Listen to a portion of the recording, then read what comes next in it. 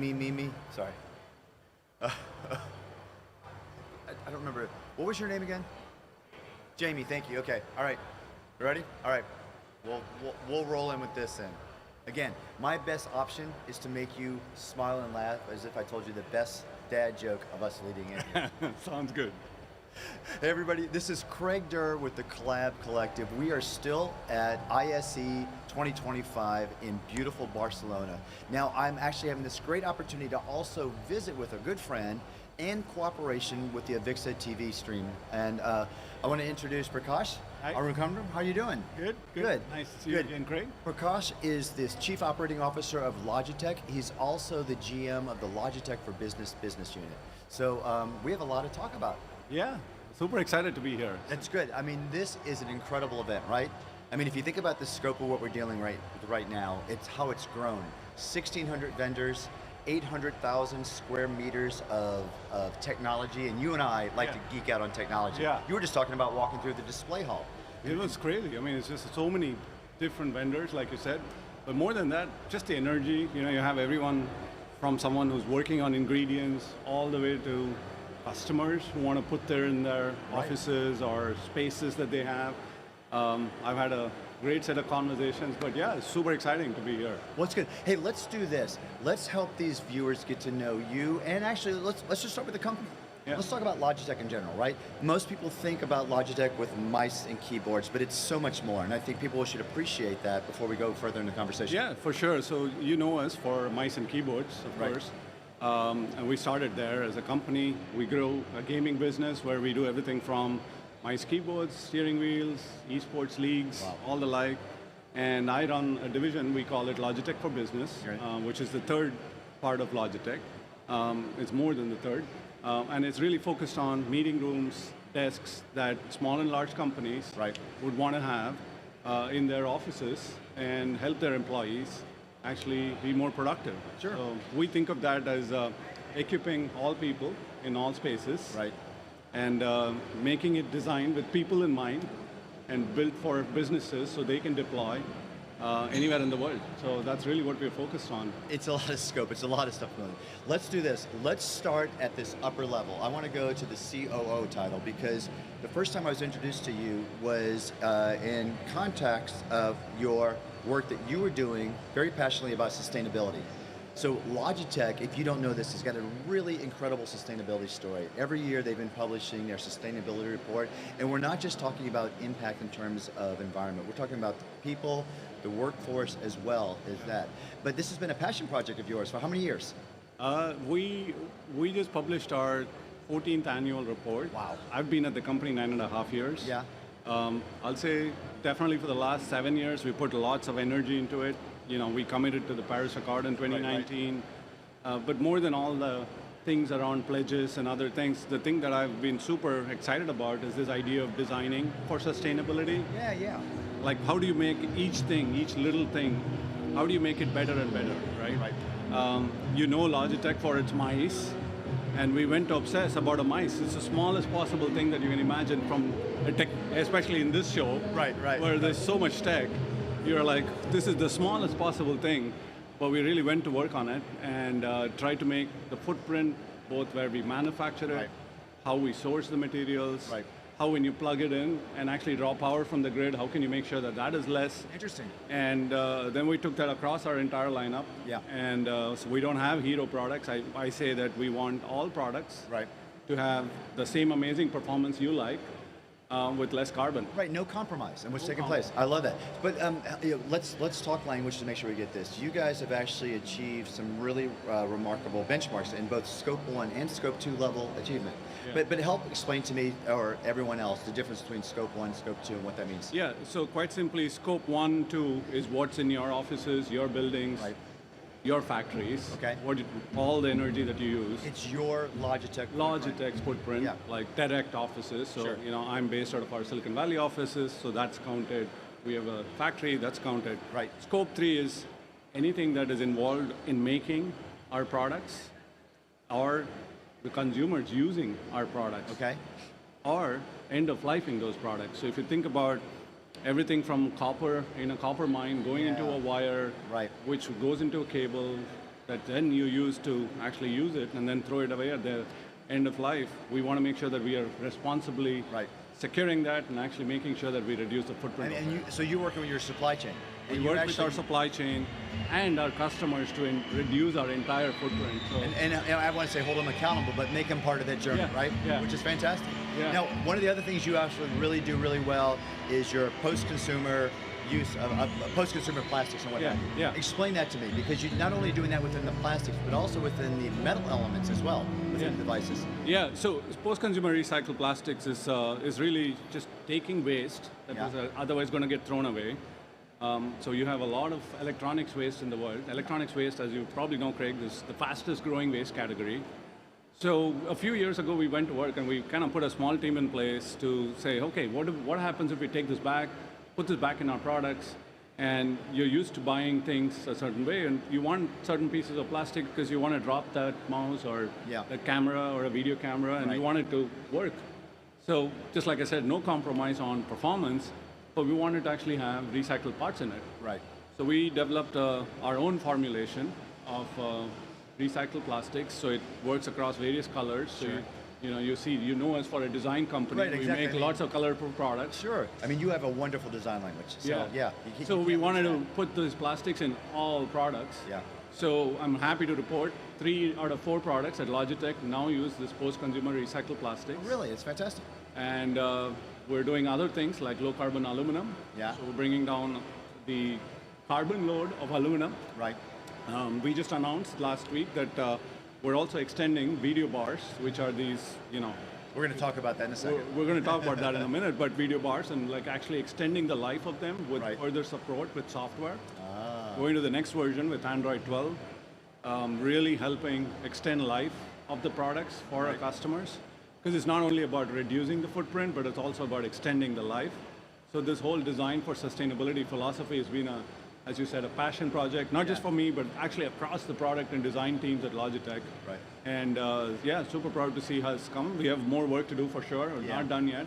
Well, here's the one I'm gonna put you a little bit on the spot for, but I think it's worth mentioning because we're in a show environment. Like I said, 1,600 different vendors. What I really like is what Logitech has done in its design sustainability concept of, you know what, we've got a lot of great knowledge and learning. We want to share that with the industry. Now, I can't remember the name of the program, but remind me about that program and the idea that you guys want to help bring it forward for the greater good. Yeah, there's 2 things. Yeah. Post-consumer recycled plastics that you just talked about. The idea of actually taking this resin formulation and helping others, take it to market. So last year we pledged that we would open source this. This year when you walk around in the booth, you probably saw some other brands actually starting to do recycled plastics in their products. Super proud to see that happen. Oh, good. And then the second thing we did was carbon label our products. Right. So the idea was very simply, I'm going to tell you exactly how much carbon is in a mice, keyboard, webcam, video camera, whatever else. And there's 2 reasons. One, we want to show that we are transparent. We tell you how much footprint is there. Right. But the second is that we are also accountable. So today, if I came out and said, hey, this mouse that I made is 5 kgs of CO2, you want to see that go to 4, 3, 2, 1 over time. So you can hold me responsible for it. There you go, some accountability, huh? I can do that with you. And that tech, we have also worked with a lot of other companies to third-party validate it, so it's not just our number. And then we are sharing that IP and know-how with other brands so that they can do this with other brands. I love it. That's great. All right, let's bring this to some more of the fun things because we're at a show. This is like a circus environment. This is a lot of an energy. And I think what you guys did was bring some extra energy here. You guys had a new product launch announcement just about a week or 10 days prior to the show, but this is like the first time many people have got to see him. 2 of them really caught my eye. I want to talk about them because, again, we're going to talk about Logitech for Business, which people know you for, maybe the Rally brand, for the Meetup brand, the video bar solutions. The first one that really caught my eye that's not expected was the Rally Board 65. You are now delivering an interactive flat panel on a cart for multiple use environment. Yeah. Did you lose your mind? What got you to go in this direction here? Losing your mind a little bit is actually a good thing sometimes. So listen, this is the biggest thing, perhaps the most complicated thing we've done. Physically big. Physically big. Really? 65 inches. Like Sure, you need kind of two people to like yank it out of the. Yeah. And we actually obsessed about packaging. It's all made with brown box packaging, like, good recycled materials. But what is it? Well, it came from the place of us saying, hey, look, there are meeting rooms, there are desks, people go to work. Right. And you're kind of used to that environment, but that environment's changing rapidly, right? Yeah, People are going back into the office more, or even if they're not going back into the office, they expect more collaboration spaces, more brainstorming spaces. Right. And at the same time, facilities is saying, wait a second, you guys never told me this, so I don't have space. I can't put this in the same facility. So space utilization is a real challenge. Yeah. People want more collaboration. There is also this advent of AI, which you might have heard of, that is happening. So you take all of those three things and we said, well, we got to rethink this. So we built this thing called Rallyboard 65. Yeah. It's a touch panel, all-in-one display with audio and video. And the core idea is that you could use it in a standard meeting room, just take it out, standard mount, put it out on a table like this. Like a credenza. Just like a regular credenza, put it anywhere, and it just works like a regular display, but now has all-in-one built in. But what we did was we said, okay, that's great for a meeting room. You want to have eye level. Yeah. But then we wanted to use the same thing outside, flexible spaces, divisible spaces. You may have two rooms that just you want to like collapse, etc. Sure. And so we came up with this idea to flip it. The flip. How crazy is it? Like we not only built the biggest thing, Right. we now built a thing that was the biggest thing, and we are actually going to allow you to flip it. Right. Now, if you haven't seen this as of yet, please go visit the Logitech website. You're going to see. We're talking about this board actually on its center spindle allows the user, if they choose to take the board and flip it around so the display's on the other side. That's right. And then, but you had some interesting problems with that. So you talked about the use cases you wanted to deal with. For example, in some use cases, you might want to have the camera above the monitor. Yeah. That was key. And I think there was maybe we're standing, maybe we're moving, but you want to have that eye contact. Yeah. But a lot of times we might be sitting like this. Yeah. And bringing that camera back around. And you get your eye contact. Get it well again. Yeah. But you had to deal with all kind of things, like gyroscopically letting the camera know what's up, what's down. That's right. So if you think about a standard cell phone, which many of your viewers probably are carrying in their pockets, you flip it, it flips on one direction. We had to do two things. We had to flip it and turn all the orientation, because one of the coolest things we did here, which is, we've been on a mission to make things simpler, smarter, and more sustainable. And if you think about making it smarter, we brought this idea of what I call digital cocoon, right? Which is really, These are some really great features. really about, okay, I got a lot of people walking around here, but you want to only frame you and I in this live stream. Right. So what we wanted to do was to actually have the context of who's in the meeting. Right. So you can now set a fence saying, hey, these guys in the cocoon of what I want to see their audio, I want to see their video, and I want to see anything else. That's great. If you haven't seen this again, you have to see the demonstration. You can see it online.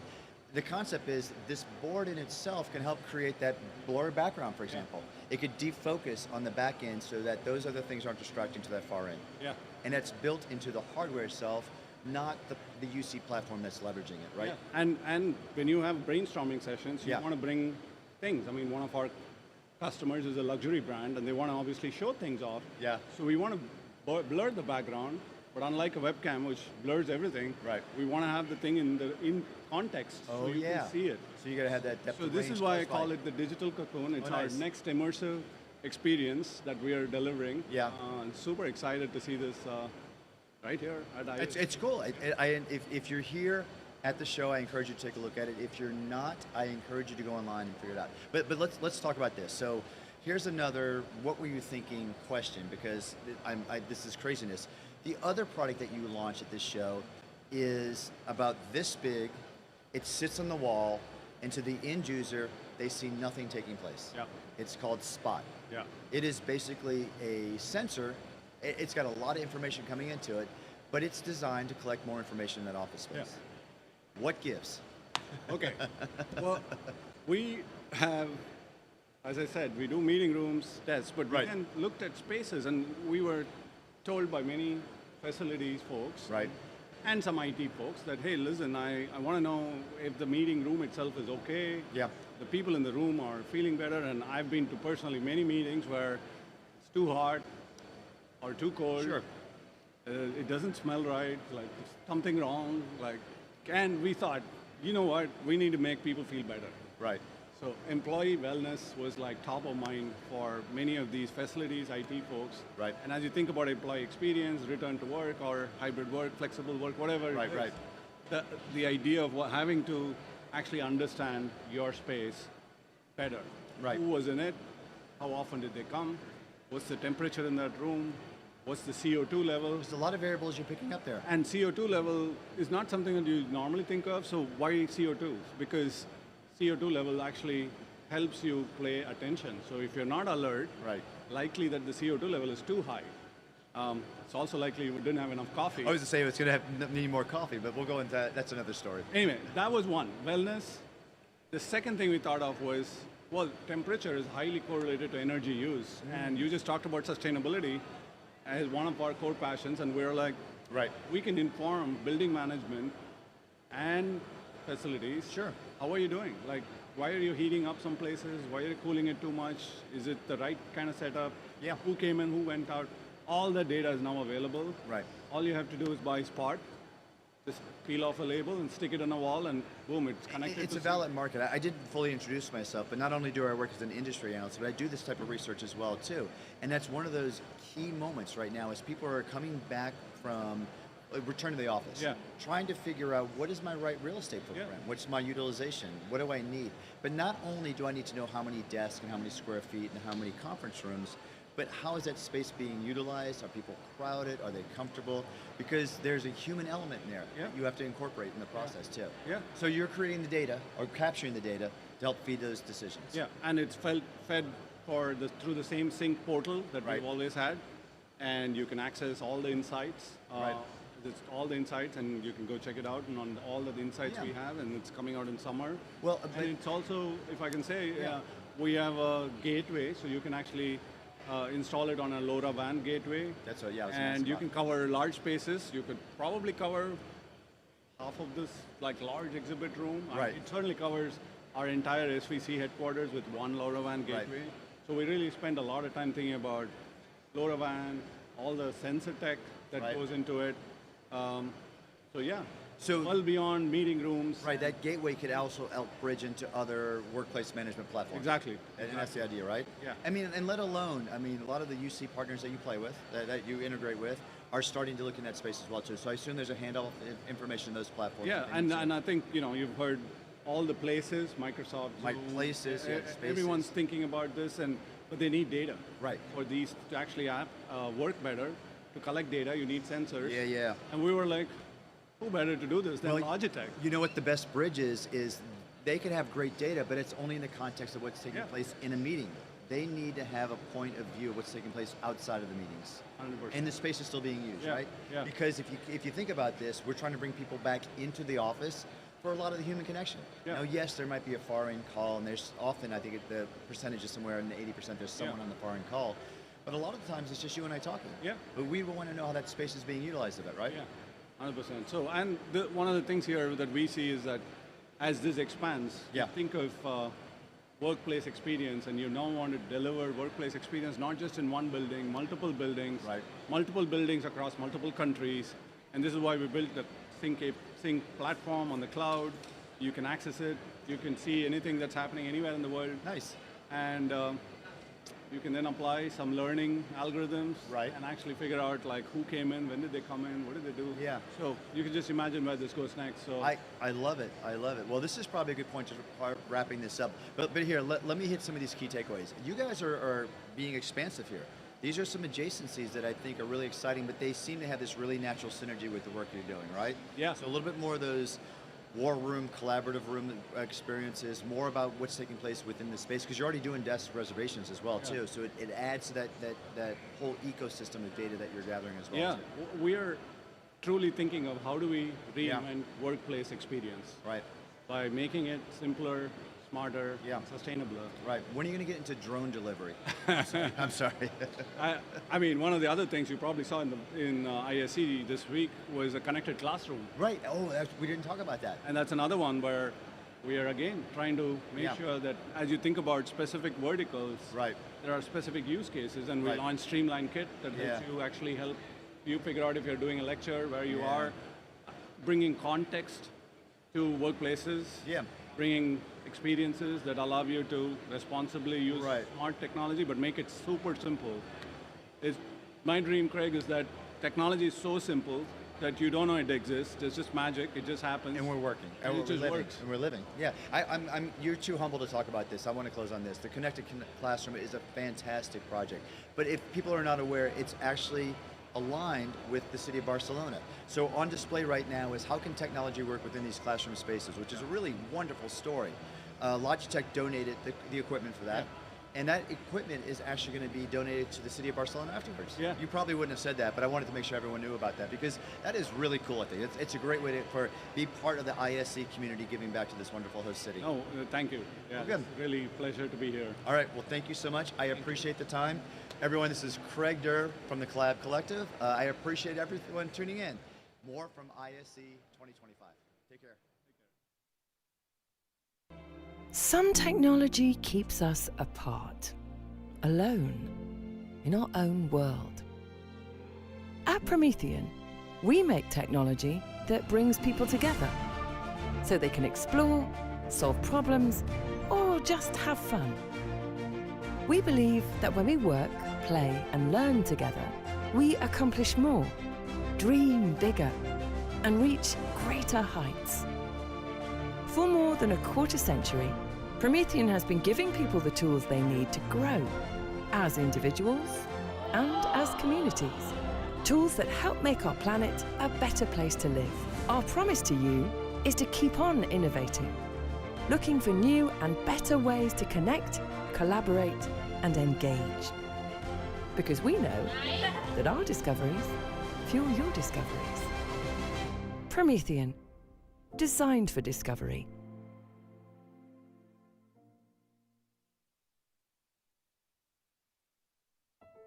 Seamless live video production is essential in today's corporate world. At Ross Video, we provide scalable, reliable solutions tailored to meet the demands of any live video production, no matter the complexity.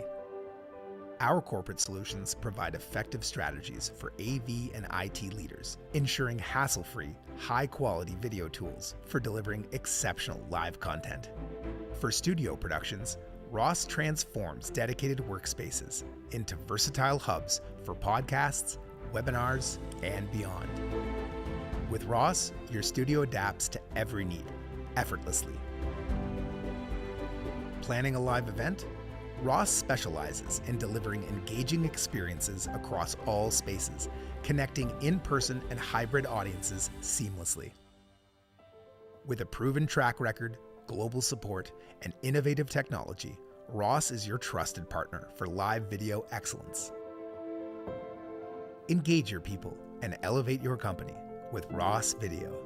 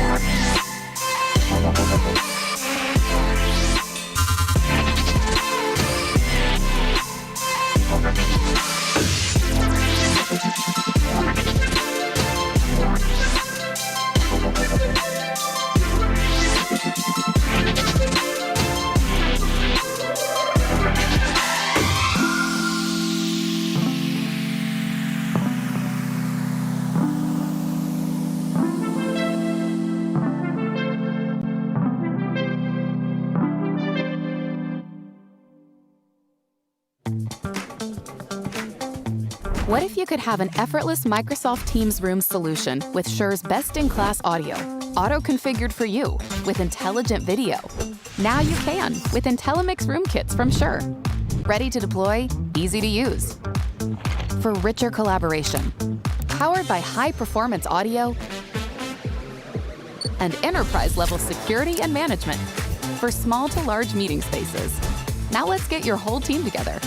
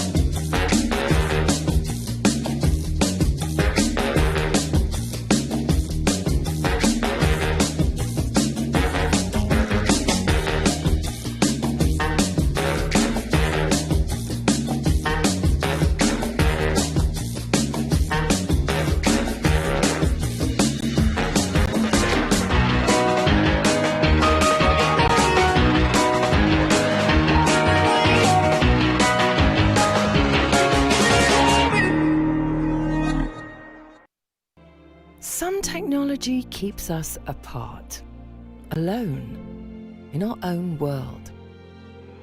At Promethean, we make technology that brings people together so they can explore, solve problems, or just have fun. We believe that when we work, play, and learn together, we accomplish more, dream bigger, and reach greater heights. For more than a quarter century, Promethean has been giving people the tools they need to grow as individuals and as communities. Tools that help make our planet a better place to live. Our promise to you is to keep on innovating, looking for new and better ways to connect, collaborate, and engage. Because we know that our discoveries fuel your discoveries. Promethean, designed for discovery.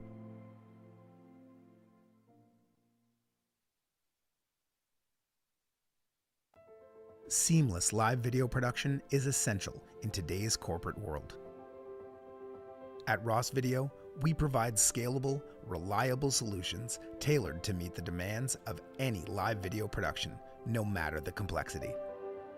Our corporate solutions provide effective strategies for AV and IT leaders, ensuring hassle-free, high-quality video tools for delivering exceptional live content. For studio productions, Ross transforms dedicated workspaces into versatile hubs for podcasts, webinars, and beyond. With Ross, your studio adapts to every need, effortlessly. Planning a live event? Ross specializes in delivering engaging experiences across all spaces, connecting in-person and hybrid audiences seamlessly.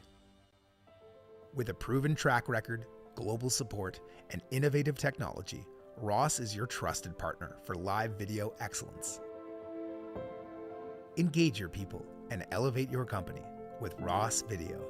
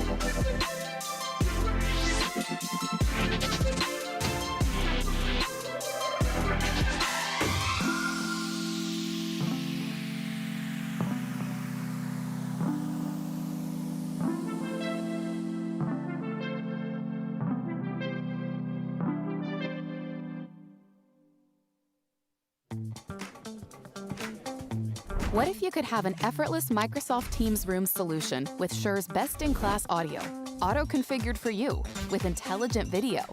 Now you can with IntelliMix room kits from Sure. Ready to deploy, easy to use. For richer collaboration, powered by high-performance audio and enterprise-level security and management for small to large meeting spaces. Now let's get your whole team together.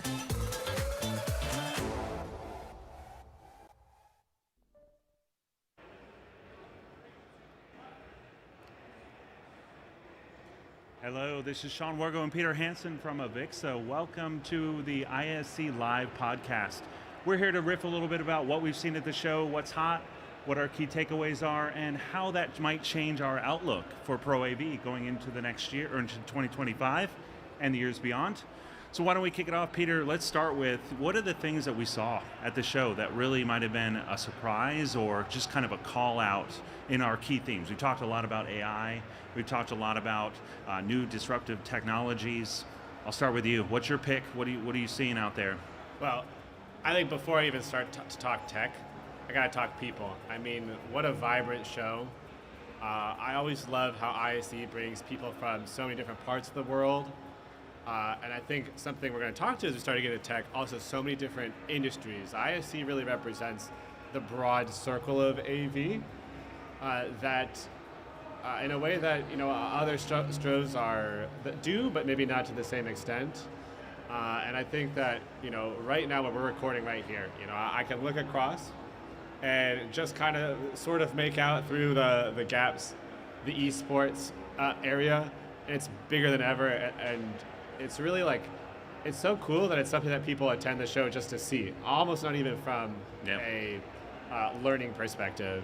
And then across the way, you can sometimes hear it's the drone space. Yeah. And we can see what, outside of ISE, what companies have started to do with that in terms of visual, immersive, a wow factor. And then to see it here in a big way at ISE is it's really exciting. So I think people first. I think the big circle second of AV, of everything it can be. Yeah. What about you, Sean? Yeah, I have to echo that first. So one of the things I love about ISE is it's probably the show where we get to see the true full extent of the Pro AV industry, whether it's kind of the IT components, collaboration, of course, at its core, education technologies, but you see the margins. You're seeing stuff like live events, which on the people side, on the space side, one of the cool things for me as a key takeaway, live events here in spades. That we knew that live events as a market was really hard hit by the pandemic. We saw -60%, -70% declines in the revenues coming from that sector. So to see it here, occupying pretty much its own hall, taking up all the space with rental, lighting, staging, rigging, all that kind of stuff is just a great story for us as we look at the vibrancy and the return of growth to that sector. So I'm going to pick that as my first, is live events is back. We knew it was coming back. We knew that growth was strong there. But to see it now at the show really is a testament to, not only is it back from a audience engagement perspective, but it's now back as a buying, selling segment too. So what's your Well, and I think an important kind of point to add on and to build on the live event story is the kind of IOTA picture where we talk about revenue for it. And the attendance has been back for maybe almost as far back as 2023. Yeah. But it's really more of like a start of 2025 story where the AV spending has recovered to that pre-pandemic level. And the reason why it was a little delayed in terms of AV as compared to people is just the financial bloodbath, quite frankly, that these companies took, that they've really tried to kind of dig out of. And now, in 2025 at ISE, you can see the proof that they're looking forward and investing in a way that they started to spend in 3 and 4, but in a more conservative way, in a more, maybe bare minimum was a little too low, but the core basics. And now it's starting to be that arms race again, that really defined and made it one of the fastest growing categories pre-pandemic. It's about how you wow folks and how you take things to the next level to compete for the people who want to get into that experience economy. Having supply certainly helps, right? I mean, it's another challenge over the last year, 2 years, right? So here at ISE, we certainly heard about that last year. Now that's fairly corrected, so less of an issue, right? Right. I mean, our kind of sense is 2024 was when it fully faded into the background. But that means that actually at the start of 2024, it was still a little bit present. And I think as well, maybe the market had it fully grokked that we didn't need to worry about it so much anymore, that we could really kind of put it in the rearview mirror. Now that being said, we've heard a lot about tariffs in the last 3 weeks. And so there are a lot of concerns. It's less about, can I get my supplies, like we heard so sharply in 2022 and then kind of carried through. And it's more about what is the pricing going to be. Yes. As well as, and that's both like a positive and negative. Like, it's like pricing, like, am I going to have to charge more? I'm going to be able to like honor prices that are in the contracts. Then it's also like, there's a little bit of concern here in Europe that like with barriers going up, economists sometimes talk about a tariff as blockading your own ports. I mean, it's a tax to enter the country, and that's, it's to a real extent, that's what it is. So when the U.S. blockades its own ports, the product doesn't enter the U.S., it enters Europe, and you can kind of flood the market. And that tends to be a short-term equilibrium effect of price depression. So it adds a layer, and then there's also currency concerns. And then there's parts of the supply chain that go through the U.S., even to reach Europe. It's like U.S. doesn't have a lot of manufacturing, but some of the ways the supply chain's complexified over the past few years, and then maybe it's manufactured in Mexico and it has to pass through the U.S. That's certainly the case with certain manufacturers. There's just a lot of noise and resultant concern there. So more of a cost, kind of like cost up, cost down concern than can I get what I need type concern. But there's still a little bit of that. Have you heard anything in particular? Yeah, well, I know you're planning to focus. We do a quarterly report called our Meta Series, which is macroeconomic trends analysis. We make that available to our members. We're planning on focusing our Q1 report more extensively on tariffs and kind of how the market might respond to those. So certainly a concern out there, for sure. We hear that on the show floor. I think as I kind of look, though, at counterpoints, right? Where is there opportunity? Where is there excitement? Returning to live events, conversation about that being back, lots of energy, more show floor space allocated to it. An aspect of that is broadcast AV. So as part of events being back and engaging customers, we have a whole conference track here that was on AV broadcast technology. I point to that, and we did in IOTA as well, as kind of an area of outsized growth. And I think as you walk the show floor, you get even more feeling for the energy of that. Broadcast is also here. There's extensive amount of manufacturers kind of exhibiting. There's those around the edge on the traditional side that are thinking, how do I get into and harness some of this opportunity? But I think it's a nice extension off of that audience engagement, live events, experience economy side of things, which I know you focused some research on too, on the experience economy side. What's your take here at ISE in terms of what you're seeing there? Yeah, well, double clicking on AV for broadcast. I mean, that was really what, when we were talking about, what you've seen at ISE in terms of kind of like an application area. AV for broadcast was what really stood out for me. It's an area where the need has been, I think, relatively obvious or relatively clear to people in the industry for a number of years now. But I feel like 2025 is when it's really crystallized, when I think some of the language is kind of like consolidated around some terminology, some common language parts. I think when you started to see an inflection point about some like true broadcast exhibitors kind of showing up here, because it's experience economy, but it's also, I think, a very like outside of the experience economy type need. Like, it's a corporate office need where it's, a company has a podcast, like AVIXA has a few podcasts, and we need to have, it's not acceptable to have mediocre audio quality for a podcast if you want people to take it seriously.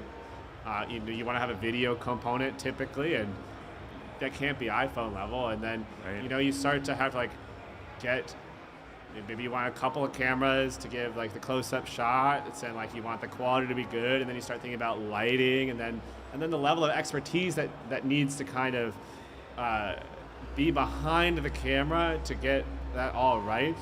And now you're really starting to get into that broadcast space. But it's also like an application or an end user need where it's someone in C-suite who's doing a town hall, right?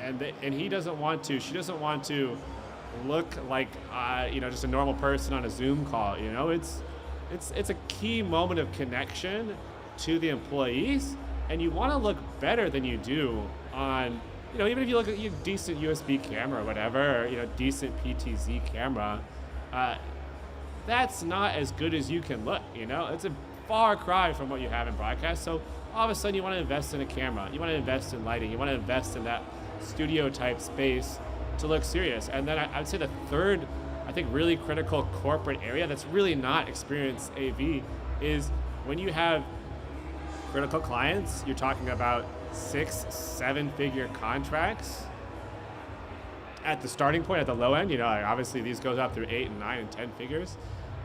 And if you're looking like just on a normal Teams Zoom setup for your conference room, like, does that give the impression of detail orientation, of technical competence, of I'm taking this seriously that you want, I mean, I think like this is maybe the extreme example, but like, think about the Steve Jobs keynotes for Apple every year. I mean, it was so, the effort that went into it, like made it so serious. It was like, that was part of like, part of what made Apple amazing was like, they nail these. They're exciting, they're beautiful, they're modern. It's like, this company knows something that like maybe no other company quite does.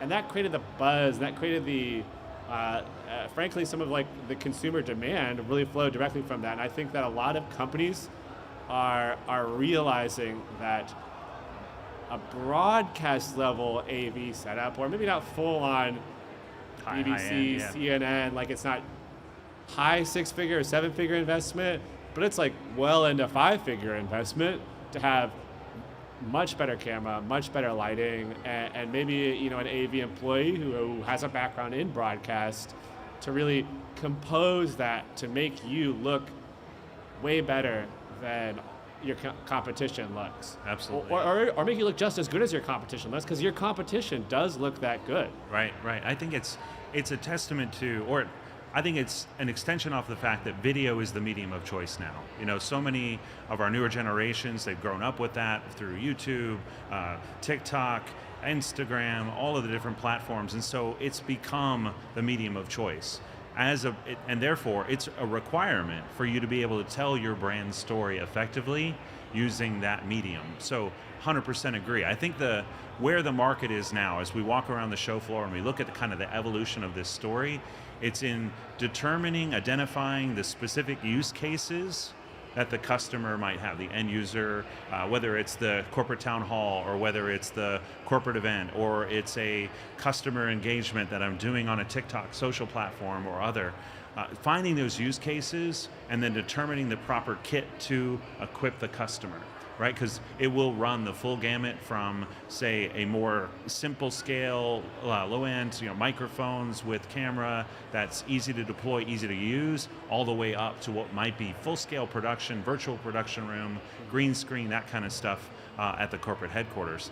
What's interesting to me about this too, you and I have talked a lot about the office space and its utilization and hybrid work and all those sorts of things. A lot of corporates, enterprises now have, in a lot of cases, surplus space. So this is a great opportunity to be offering a chance to kit those spaces, to equip them then to do this creation of video content, engage their customer. We track this actually a little bit across our vertical markets through our quarterly demand study, and it has been interesting to see where it shows up. For example, retail. We know they've been competing with online for years. What we see among those end users is a strong interest in investing in AV production capability to be able to reach their customer. It would have been in the past more likely for them to invest in their showroom, but now it's about content creation. So clearly something happening here, an evolution, a extension of trend. Yeah. Our CMO has described it as an evolution in plain sight, or a development in plain sight. It's something that we had there for quite a while, but now is reaching another level. Yeah. Let's talk AI for a sec. So as you walk, you can't help but touch on the buzz phrase a little bit. As you walk around the show floor, what are you seeing? It's been a little bit hidden, but it's there nonetheless, right? So yeah, something that I kind of note a little bit, I mean, a lot of people know it in maybe a broader context, is that Europe is not a leader in AI. Like if you know, let's we'll talk the broader context. I'm the economist, so I do broader context. Think of the modern tech companies, like the big tech companies. Name the European one. Like, there's SAP is like a somewhat tech. Everybody is a tech company, and it's European. But really, the leaders are American, and now a little bit Chinese as well. And I think that when you see that start to filter through to Pro AV, now ISE is a completely vibrant show, and there's no lack of technological vibrancy, competence, innovation here. But I think some of the most leading edge technologies, there's a certain maybe skepticism or a slight disconnect in Europe and at ISE as compared to the US. And I would just kind of like call out and speak to our, attendees here. I've even heard speakers like, talking about AI and hearing falsehoods, like, misunderstandings of what AI is, what like kind of the background of AI is, how it works, and maybe it's I think some discouragement to use AI because of these misunderstandings, and it just makes me go like, this is one of the most transformative technologies. This is the most transformative technology that's out there right now. It's the most transformative technology since the internet and possibly since electricity, and it's not the most transformative like today in 2025, but in terms of the next decade and the extent to which you use it and bring it into your ecosystem and bring it into your tool set is going to be a very significant part, the extent to which you are one of the leaders in 2035 or one of the losers by that point. And I'll just like, something that came out in the news while we've been at ISE from a different sector is that an American company called Workday laid off just under 10% of the workforce, 1,700 workers, in order to invest in AI.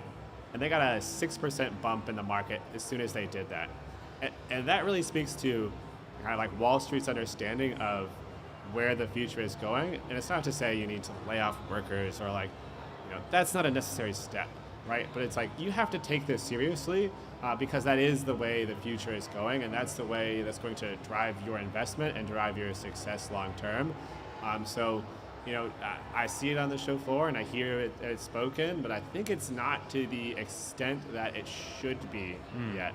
What do you think? Yeah, I agree there. I think that some of it may be too that AI is an enabling technology. It's transformative, all the things you're saying. And so it may not, the challenge with the show floor as a representation of AI is show floor, booth space, it's dedicated to feature set, specification, use case. AI may be buzz phrase thrown in to kind of show how it's incorporated to augment, enhance one of those feature sets. But by itself, it's not necessarily the feature set, right? So more important, I think, as you're kind of talking about, is the story behind the company and how it may be utilizing AI as a transformative engine for its workflow, its productivity, its innovation, that sort of stuff. So while I definitely agree, clearly something that will impact the business, I think for right now, because it is more of that transformative agent behind the scenes, it may be less visible, even though it's being widely talked about. The other is, in some cases, because it is the most cutting edge, there's a competitive aspect too, where you may not yet be ready to signal to your competition exactly how you're deploying this technology because it's secret sauce. It's a little bit of that differentiator. So there are plenty of technologies at trade shows that are often shown behind closed doors. It's entirely possible that there's more being said here. But clearly, does that mean it's being given enough real estate? Probably not, and I expect each show, you and I come to these shows, we kind of look for it, the spidey sense is up, trying to get the signal so we can measure where we are in that evolution. But clearly a key point for us to keep watching as we go forward. Any other areas for you? I think the next kind of is how this shapes the industry and what we see for growth, but want to make sure, is there anything else you're seeing out there? Yeah, I think one thing that I appreciate some, and I think it's a little bit hard in the trade show medium, but I think some companies are doing a really nice job of it here, is that the technology itself is really not enough, and it's almost not even the majority of the answer for a lot of needs, especially when you're talking about experience economy, broadcast AV. You know, say you drop 6 figures, put a broadcast AV system in, but no one on the company knows how to use it. Or you put like high-end projector plus the hardware the IT backbone that it needs like for content and for projection mapping.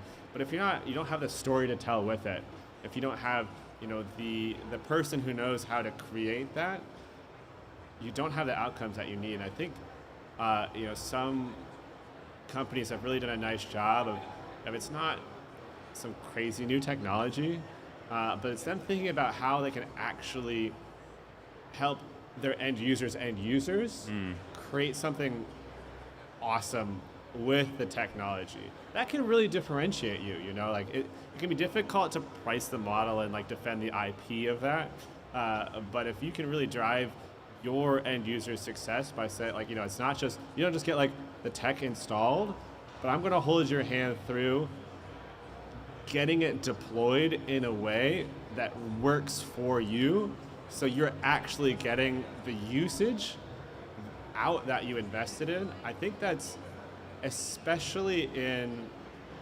experiential, and I think broadcast AV too specifically that we've spoken about, that's a really key part. And I think especially on the experiential side, the live events kind of room, you see that a bit more. I think broadcast AV maybe hasn't cracked that nut quite to the same extent. But I think that's something that, we get really into the tech specs and into the comparative technologies as like hardware, but as application, I think sometimes you can be a little short at a trade show. It's not designed for the application the same way. But I also have I gotta give a lot of credit to a lot of people here because they take that seriously. They understand that pain point, and they're making progress on it. Yeah, for sure. It's a key ingredient of effective integration, right? It's understand the use case, deploy the technology, but then support after to make sure that they're getting the full ROI on that investment. Yeah, the worst case is a technology solution that sits and never is touched, never used by the end user. There's some stories circulating certainly here at the show around broadcast AV in that regard. So a quick take, as and I think we'll probably dedicate, as we run out of time today, we'll dedicate some more time to, all right, we're coming out of ISE. It's always easy to be just enthusiastic and gung-ho about the future of the industry as you come and hear the buzz. But just a quick take from you, how are we looking for 2025? Does it change meaningfully what you've seen here, your outlook for the coming year, as we were kind of expecting a better growth year in 25 than 4? Man, you have so much fun at these shows. The energy is so high that it really makes you want to just say oh, it's going to be a great year, just the animal spirit's going. Yeah. I think I like to take a couple of weeks, get your feet back on the ground. Yeah.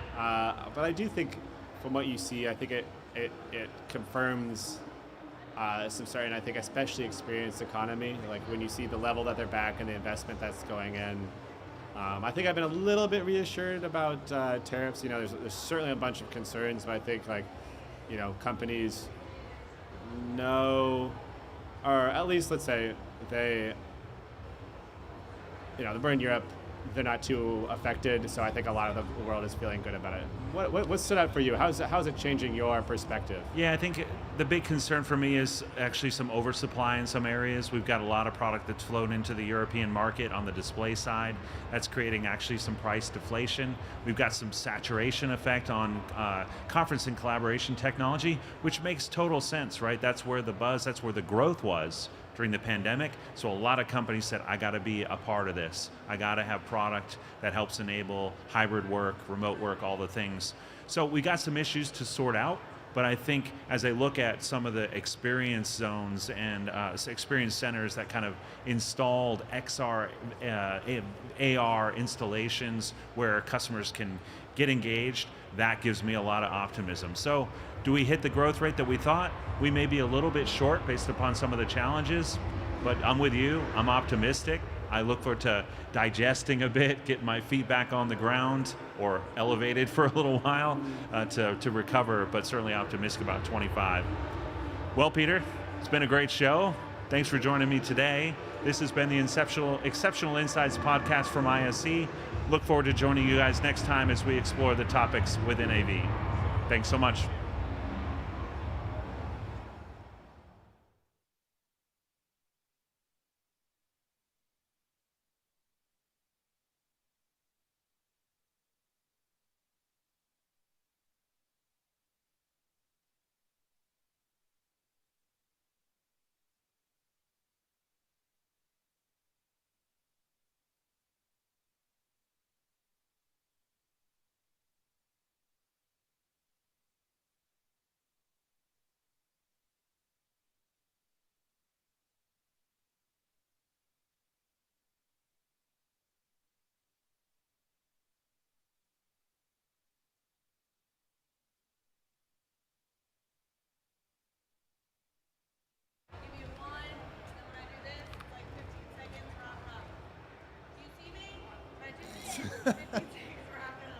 Who said that? If you go 15 seconds over, she jumps on stage and tackles you. Oh, yeah.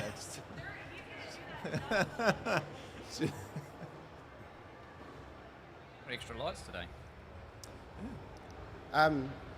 The monitor? No? No, it's off. One job. You should tell them not to turn it off.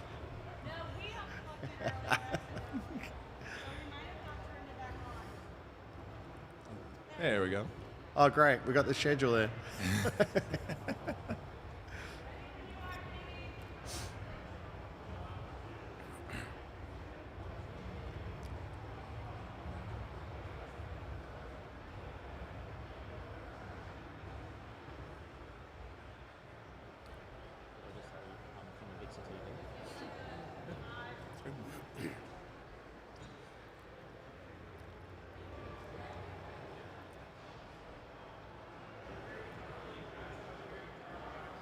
Well, I'm kind of a dark guy, Jamie.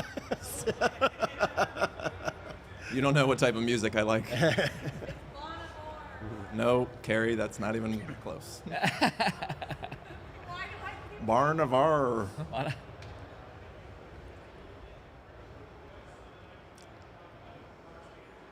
What do you need? Without my hands in it. Me to move this way? You say without. We're all wearing dark colors. Yeah. Paint our nails black. I see. Add it to the list. It's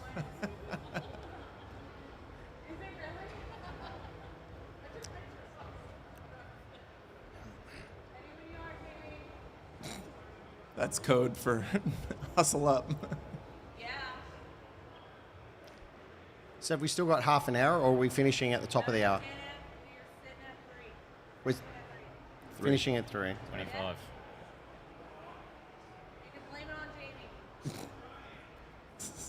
Take as long as you like, Jamie. Nothing. Take as long as you like.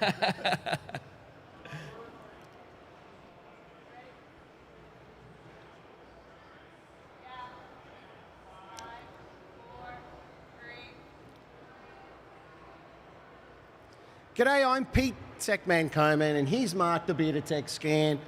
This is the Tech Effect live from the AVIXA TV studio here at ISE 2025 in Barcelona. Mark, day 4. I am sad. Why? It's over. It's almost over. You're sad because there's not a day 5? It should go for a week. You should duck under the desk. My heart just stopped. Oh my God, I love this show. I hate endings. You know, sad. But Oh dear. yes, it's disappointing, but It's been a blast. It has. Been a blast. It has. Hey Pete, without further ado, I wanted to. Over the last 4 days, we've been fortunate enough to have guests on our show, and I want to Some pretty special guests some too. special guests. But Yes. this No one more special. no one more special, the most special of all, possibly AV's most beautiful man. Potentially Brad Pitt lookalike. Yeah, yeah. And if you and I don't think you're single, but if you were single, you'd be AV's most eligible bachelor. Hello to my family back home. Mark Metzger. Thank you. How are you? The greatest introduction I've ever had. Really set the bar way too high. Great to have you on the show, Mark. Thank you so much for having me. So for those who don't know, Mark is the some of the brains and the energy behind the microphone, the other side of the all microphone. of this, you know, Behind the AVIXA cameras. TV. Yeah. So we're here with the AVIXA TV studio, and working with we have a small team at AVIXA dedicated to developing AVIXA TV. We really started focused out on content primarily, and through the past couple of years, we've had the chance to build partnerships with other manufacturers throughout the industry to build the AVIXA TV studio.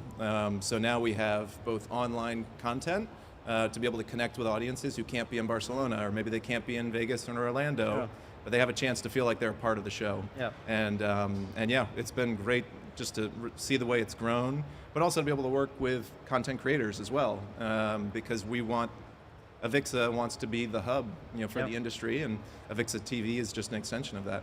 And so it should be, and so it needs to be as well. And what I love is, like, when we look around, obviously people who are viewing this can't see it, but all around, like you said, you're partnering with companies that are here. They're exhibiting at the show. You know, Shaw, Barco, Ross, and they've all lent their expertise to build this amazing studio. Right. You really, I don't think that people who are watching it online don't appreciate what this is a full-on production studio. I get sad that we have to tear it down in like an hour. It's like, this is so nice. Why can't we just package it up and take it on the road? Yep. Yeah. So I just want to talk about some of the over the last few days, we've seen some Ripper products, and I'll just give you a little bit of time to think, Mark, thinking on your feet. And we'll get to the, and I've said Ripper, didn't I? So I just realised I just said Ripper. That means fantastic. Yes. Translate for me. Good translation. Australian to any other language. Ripper, mate. So we're going to try and choose some of our cool products that we've seen today, but we also want to see if we can challenge ourselves to get to the number one product that we have seen throughout the whole show. Throughout the whole show. So, Peter. Yes. Peter. Peter. So, quick story. So I'll walk around and Pete's carrying the camera, and I'm like, Pete, and he's like in his zone. I'm like, Peter. You're like, Mom? On his haunches, spins around. Yeah. So, Pete, what have you seen today that's stood out for you? Well, actually, not far from the AVIXA TV studio is a robot. So we're in Hall 8.1. There was a little robot just over there, and I got to like dance with the robot, and I thought that was pretty cool. It was a bit of fun. You're lost for words. The dancing part. There was a bit of a crowd building when I was dancing. Yeah. I tried to fist bump it, and it was like, no. The crowd was trying to queue up to old mate with the controller to tell him to turn it off to stop it dancing. Get rid of this guy. Get him out of here. So I thought that was pretty cool, you know. But and you? What have we seen today? Oh, look, the LG Kinetic LED. That was screen on the. That was pretty awesome. And they. Have you seen that, Mark? I haven't seen much on the show floor, but I did pass it to get to the AVIXA Exchange booth, and I love the interactivity with it, right? Yep. And how it is truly an experience that draws show floor attendees and helps them participate rather than just being a passerby. Yeah. You didn't try and do the AI. I have not. No, not yet. We tried. How'd it go? Not good. No. It was the first one. I had really long hair, like Goldilocks, just wavy, and I'm like, isn't that a dream though? Yeah, it is a dream. That was the thing. Well, it's AI, right? Yeah. So like it's in your head of how it's projecting how you want to look. Yeah. Right? The long flowing I thought it was hair. because I wrote in AV's most eligible bachelor. On the, Oh, you did? Yeah. Oh my God. So that was really cool how that worked. That was a bit of fun. Yeah. No, it was good. Like because and look, full credit to LG. You know, I mean, they Every year. they do spend a lot of money, and they always have a killer stand, right? That draws a crowd. And I think I wasn't here last year, but I think was it the blocks moving in and out, or that might have been the year before? Sort of stepping in and out. Yeah. That's cool. Yeah. But yeah, these and you were trying on the way over. I was asking you about it, and you were trying to explain it to me. It's like it's a triangular LED thing, and I'm like, what? I mean, obviously, when you see it, it's a bit like Wheel of Fortune, you know, like they spin around, and but I didn't realize there was that AI component where it was interactive, right? So it's not just standing there like a lot of other exhibitors and just saying, oh, that's really cool demo. Like people had taken photos, and you could download it to your phone, and that was great. Super cool, but my question is, where would you practically apply that screen?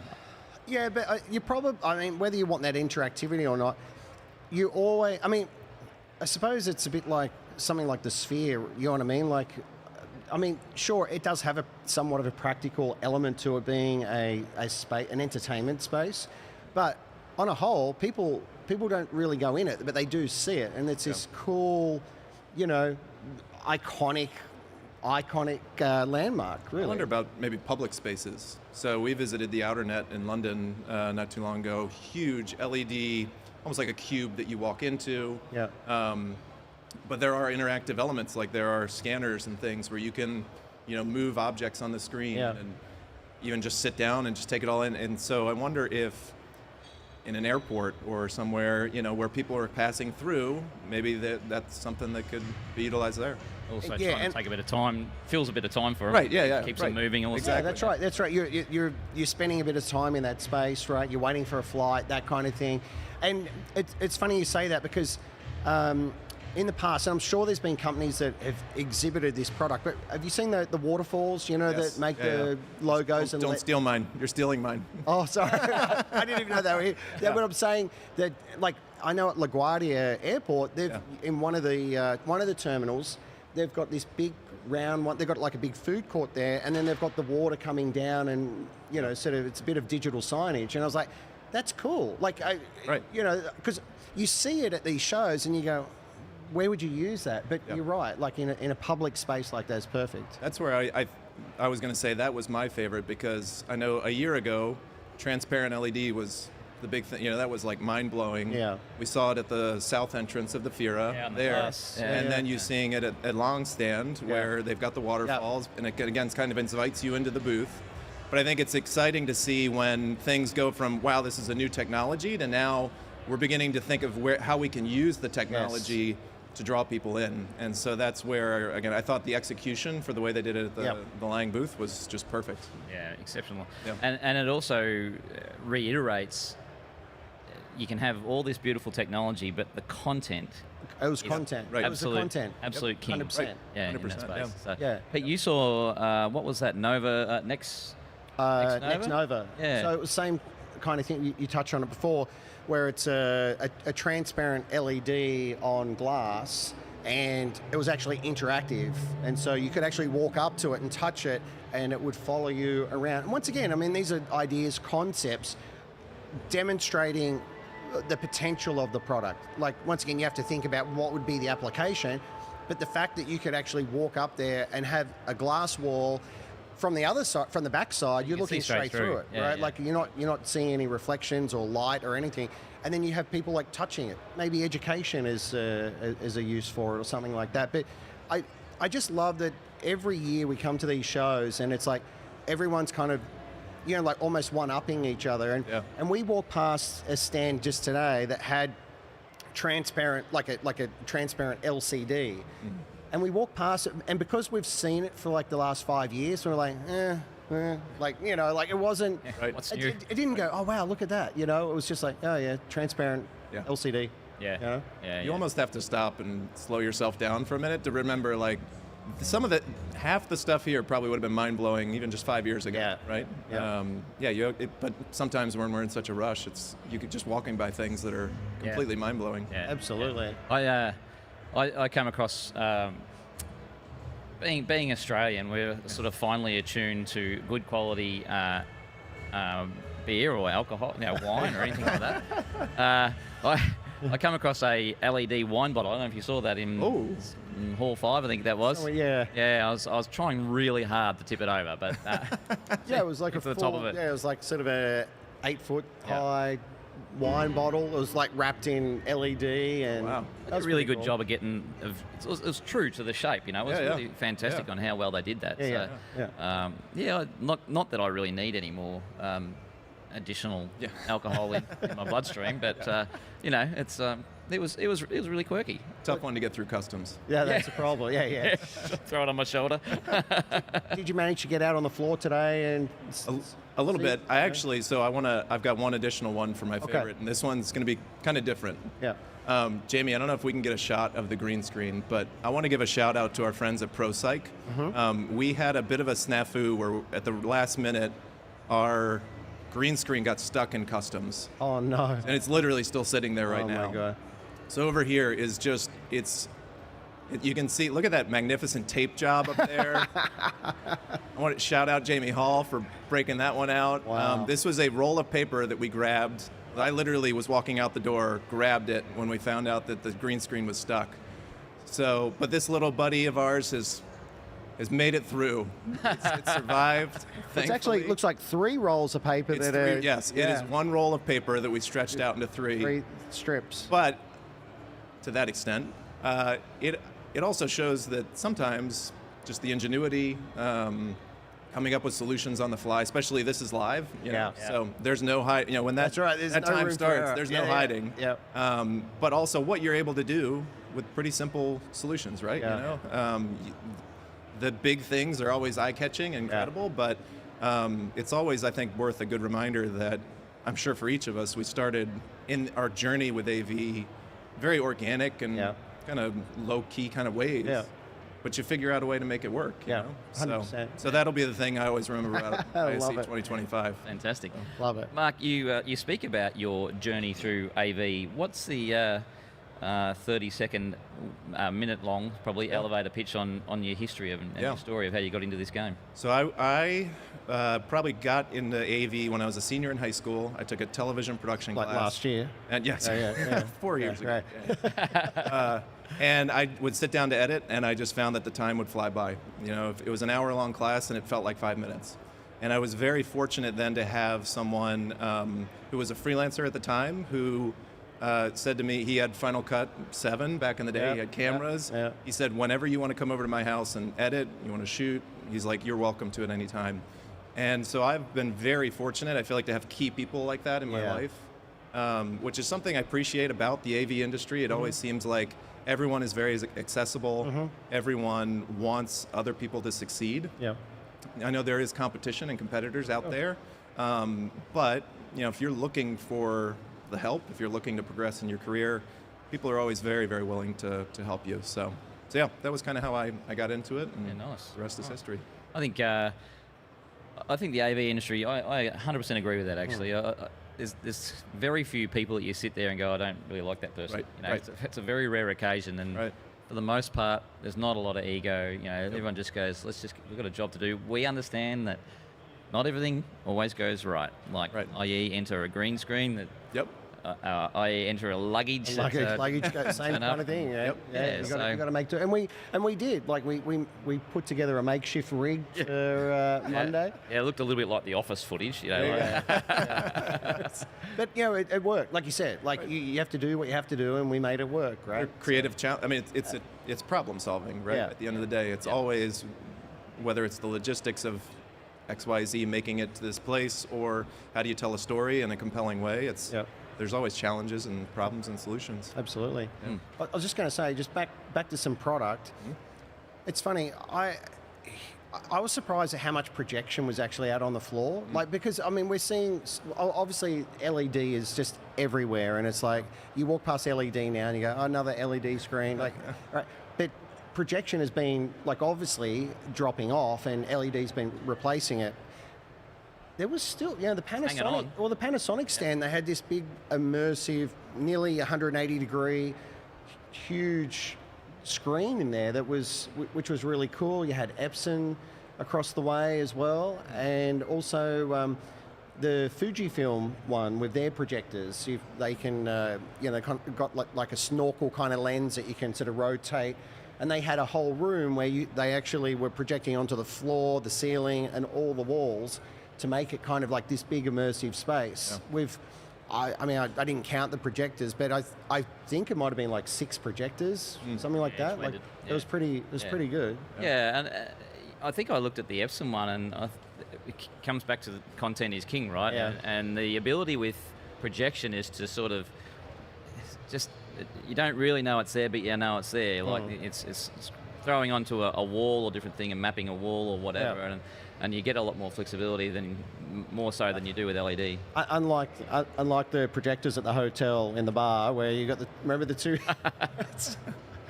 You're like, that looks terrible. Like, it's 2 big projectors hanging down. And you're like, oh my god! Like, once you see it, you can't unsee it. Yeah, exactly. Especially for us. Yeah. All right. Yeah. All right. So now that I've given you a little bit of time to think, I'll start with Pete. Yeah. Pete. Yes, Mark.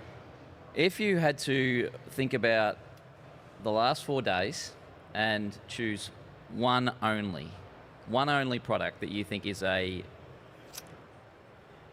Pete's product of the show, the Tech Effect Awards. Tech Effect Awards. We should do that. Yeah. That's a good idea. You're an ideas man. Oh, yeah. You've got no idea. Tuxedo T-shirts, the whole thing. Another ideas man. We could have an awards live night on AVIXA TV. Yeah, We'll exactly. invite the most eligible bachelor and it'd be just the 3 of us. But yeah, if you had to choose one. Look, I think the one product that stood out for me, and also was probably the biggest surprise of the show, was the Insta360. I've got 2 products, but I'll can't have 2 products. Okay, all right. Well, if I had to choose one, it'd be the Insta360 soundbar. Yeah. And it's like, video bar, right? And it's like, okay, I get it. We all say it. Not another soundbar. All right, and it's like, what was cool about it? There was a couple of things that was cool about it. Obviously, Insta360 are known for their action cameras, and they've taken that technology. Like they've got the little gimbal, like DJI have got, same kind of thing, right? They've taken that and they've put it into a bar, right? So you've actually got a PTZ camera in there moving around to do tracking. And then beside it was like a fixed camera, like doing a room shot. So they could actually have, like, they were 2 totally independent cameras, and they could do like picture in picture. But the tracking was pretty, once you got the tracking locked in on you, it was pretty good. We did a video on it and you were walking around the room. But, I mean, that's pretty cool as it is. But the best feature of it was this whiteboard mode. So what it could do is that there was a whiteboard at the end of the room, and you would go up and write on it, and what it would do is that obviously when you're writing on a whiteboard, there's a person always standing in front of the whiteboard so no one can see it. So it actually makes that person translucent. So you're actually seeing, you still see them, but it's translucent, and you can see what they're writing on the whiteboard. And then when it gets a clear enough shot of what you're writing, it actually boom, it enhances it. And so if you're writing in a red pen, boom, red, and it makes it really stand out more so than it would if it was just a camera on there. And for $2,000 for the bar, right? So you got a PTZ camera, you've got auto tracking, auto framing, you got the technology that's Sony have had this technology for like the last 5 years, and it's not cheap, and that's what I'm saying, is that they've grabbed that same technology and put it in this bar, and I'm like, wow, it's impressive. And especially coming from... It's come from nowhere, hasn't it? Well, it has, and especially coming from like an action camera company, you're like, they're getting into this UC space, and you're like, wow, it was impressive. Yeah, it was impressive, yeah. And add the touchscreen to that as well. And look, there was an extra $600 or something for the touch panel to run it and everything. Cool. So it was cool. Cool. What about you? What was your number one product? I had to think about it for a little bit, but. The wine bottle? No, that was close. That was close. It was actually the coconuts. I don't know if you've seen that. Tell me about the coconuts. Yeah, they were lovely coconuts. They'll never run out of raw materials. So what they've done is taken the coconut A legit Is that the coconut. husk? That's Well, the husk is outer one. the well, it's The other one. shell. Yeah, with the fibers and all that sort of stuff Yeah. on it. And they just cut the front of them essentially, and they put speakers in them. Huh. And so the resonance of these speaker cones, shells, whatever they are, like it's beautiful. And they're going, they just get the right size, and they're just parallel or series wiring, or a little bit of both, and up a pole, and they've got like a nice. They had about 6, I think that's 6. I think they had 6 on a coconuts pole. Yeah. On a pole, and they just run them back into a standard old amp, and Very cool. And it was like, Well, and every speaker is unique, right? yeah, I think They're not the only- manufactured, because we said to her, are these legit coconuts? And they, yeah, absolutely. Yeah. What I didn't get to ask is whether there'd be a different sound each. Yeah. Yeah, it's sort of tone each 'Cause coconut. it's not exact. Obviously, it's not exact. You know. Not an exact science, no, No, unless no. there's a few coconut farms out there that are getting grown for the right, exactly the right size. Well, they were saying that it was waste product anyway, right? They can't use it for anything else. So, you know, maybe a sustainability message there as well, right? A play there's definitely on something that. in that. Yeah. So, favorite product? Probably my favorite. I think the buzz of the show was the robot dogs. Whether you think they're where creepy were they? or whether you you never saw the No. robot dogs? What? No. Oh my Where are they? Which hall? Well, they were back by the drones back over that Oh, way. really? Yeah. At the one place we didn't But get. they were my walking God. all around. Really? And I mean, if you were walking down one of the aisles, everyone stop, phone out right Wow. away. So I would think as an activation for a brand, I mean, Yeah. I think Long brought these. Yeah. Because we were trying to, like, where would you use this? Yeah, right? sure. But I do think as a brand activation, if you're trying to catch people's attention, you got to Yeah. cut through the clutter somehow. Yeah, that's the kind of thing that can That's do it. cool. They had dogs on wheels at one point too. Oh, really? They were like flying. So, did they take the dogs like outside of the hall? Yeah. Yeah, they would be walking What down happened? the hallways. So when they went on the Travelator, what happened? Did they just stop like everybody else? Yeah, okay, I heard your hot take on that, and I wholeheartedly agree. Walk when you're Apparently on. everyone agrees, just no one does it. This is like Mario Kart. When you hit those speed boosts, you don't let go of the gas. You keep your foot on the pedal. That's it. I know. That's exactly Same right. way. Yeah. Yeah, there was some pretty cool stories around the Travelator, and maybe even escalators, Pete, do you think, around... Yeah. maybe it can't There's some be interesting repeated on things live. happening, maybe with a drone or something. Yeah. So, Mark, where to from here? AVIXA TV has been fantastic. You'd have to say it's a very successful sort of show. Well, we had the opportunity at Infocom. You know, that was our first opportunity to do this show, and we must have done something right because we got invited back, right? Like so. Yeah. Are you doing the same kind of setup at Infocom in Orlando? Yeah, no, we're looking forward to continuing the AVIXA TV studio, so as an in-show activation for show attendees. Looking forward to featuring a lot more of the virtual techniques and products that we have at our booth, as well Are as you going to have a proper green screen this time? Or we're going to get a proper green screen, Okay, yes. all right. No customs to worry about in Orlando. So looking forward to having that, and then continuing our live stream coverage. We're actually covering more events as well. We're really excited to be partnering with Diversified for their International Women's Day event, which will be happening in New York in March, and AVIXA TV will be there live streaming. We did Upstream last summer in London. We're looking to continue to grow our presence at these shows as a way for people who are unable to get out and travel to all these places, for them to be able to experience it as well. We've already got big plans for Infocom. You guys are welcome back. Thank you so much for...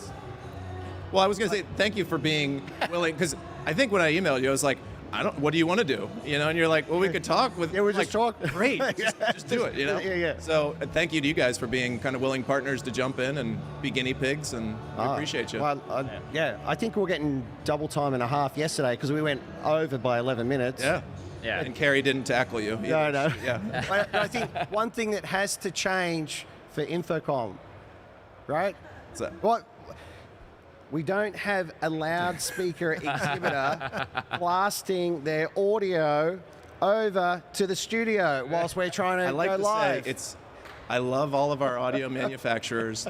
It's like I love my children, but if my kid comes to me and say I want to play the drums, I'm not setting up the drum kit in the family room. No, that's I know the truth. what can have the our garage spaces. is for, or the We can have basement our is spaces, for. You know, like. Right.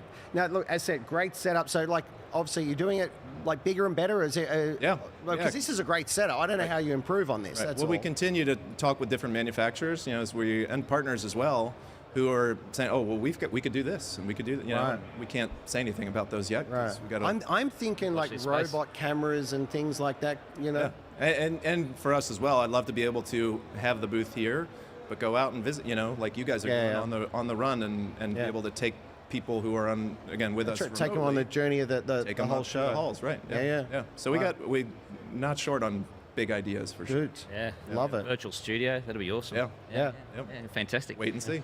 Trying to pack that one up in a hurry to catch the plane. Well, it has been awesome. Thanks, Pete. Thank once you, again. Mark. And, Thank you, Mark. Thank you guys. Thank you, Mark. I appreciate it, and thank you to Thanks to AVIXA Kerry TV and as you, well. Kerry. all over the crew here. behind all the operators. Superstar, all the Yeah, operators back here. done a great job, and we really appreciate all the it. cameramen. Oh, there are none. So And look, we're looking forward to Infocom, so it should Absolutely. be great. Can't wait. Righto. Sam and Ben are coming up next. Thanks, guys. See you, Pete. all right. Thanks, guys.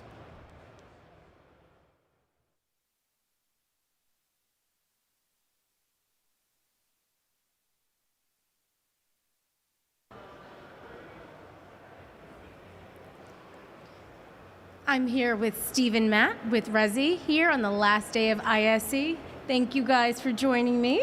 Thank you, Sam, for having us. Awesome. So what did you think about the show? I know it's still ongoing right now, so what are your thoughts? What are some of the favorite things you've seen? Show's been amazing. I think the favorite thing that I've seen was what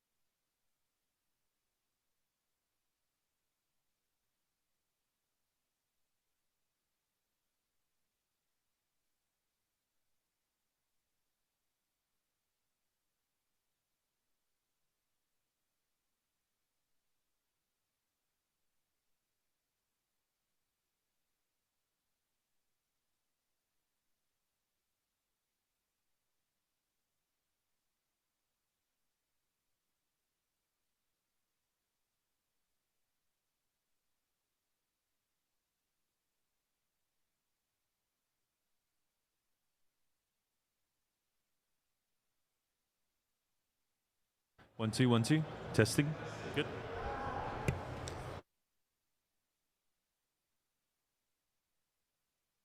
Wow.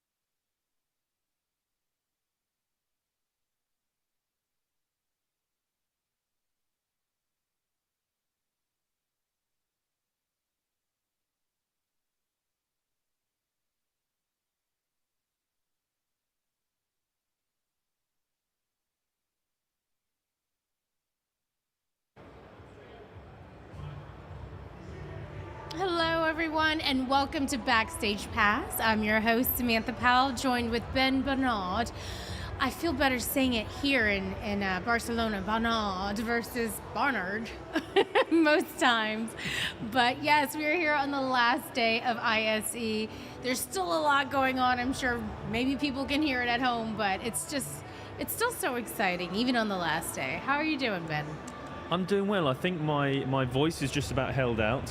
I woke up this morning a little bit croaky, but I think that could potentially have been because our colleague Mark Metzger, who Yes. you've probably seen on the Tech Effect podcast and various other things, he gave me this thing called Old Bay seasoning. It is a thing. It's a good thing. It's a thing. So he's from Maryland, or at least that's where he lives at the moment, and he told me that if I could eat the whole thing, I would be a Marylander guy. So that's what I did last night. You ate the whole thing? Yeah. Are you supposed to put it on stuff? Yeah, but not the whole thing. Like, now it's usually With a really spoon. good with like crabs and stuff like that. But what Right. did you put it on? No, I just ate it like from the tub. Okay. So I woke up with a bit of a dry mouth this morning. But apart from that, no, I'm doing well. Feet are sort of holding up. I hope you're not flying out today or anything. No, tomorrow. Okay. Why? Why'd you say that? Just worried about eating the whole Old Bay thing, the whole Yeah.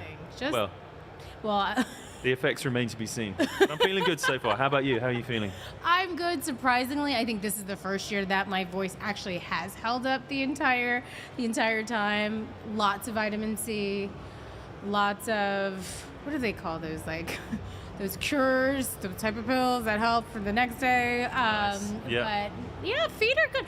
I don't mind the walking because after all the kava and the bread and all of the carbs, I'm like, let me walk. So Okay. I'm up for it. But Good. it's been such a great show. We've had great weather, so no complaints. Yeah.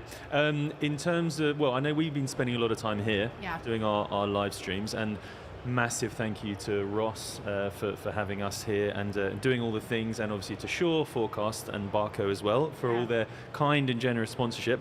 But when you have been able to get out and about on the show floor, what have been some of your favorite things? On the show floor? Yeah. Oh my gosh. Or just generally in Barcelona? Well, definitely we're in a really cool hall. So we've got those robot dogs. Yep. And I didn't know that there was like a robot person. So I'm over there, I'm just checking out. A robot, as some There's people a call them. robot, or just a robot. Oh, but it's really looking like a person or just a robot. Have you seen it? No, I haven't. Okay, if you see it. Although, if it looks that much like a person, maybe I have seen it and I didn't think realize maybe it was you a did. robot. Well, one of them was our guest. You didn't catch that? Could have been. Could have been. I'll believe anything at this Oh point. my gosh, but I'm checking out the dog, and one of them has like wheels and stuff, so that was cool. And all of a sudden I hear like this thud, thud, thud, thud, and I turn around, and it's this robot. I'm gonna call it a robot person because it freaked me out.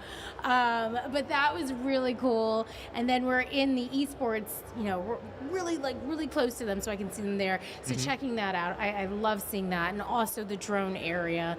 But outside of the show floor, I got to experience one of the tech tours that we had. Nice. And that was at White Rabbit. Okay. And it's a museum, and it's so cool. If you have some time before you leave, it's just so many immersive experiences. There's this really cool area where, you're in a room, you put on headphones, and you're hearing music, and then you go into like this other room, and they've got all this really cool technology that it makes it look like you're like in a music video. Oh, sweet. It's so cool. So I think we're doing something with that later, so hopefully that comes out soon. They have a really cool bathroom. I don't want to give anything away. I will say that there is a disco ball. That's all I'm going to say. Okay. In the bathroom. I'm interested. What about you? What have you found fascinating at the show and outside of the show?